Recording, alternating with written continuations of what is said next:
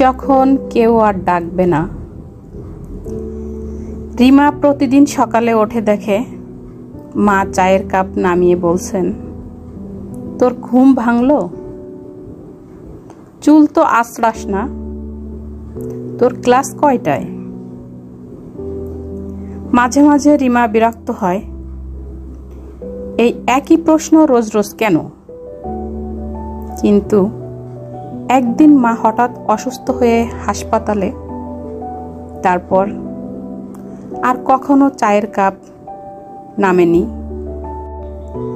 সকালের ঘরে এখনো আলো পড়ে, ঘড়ির কাঁটা চলে, কিন্তু কেউ আর বলে না চুল আঁচড়াস না কেন।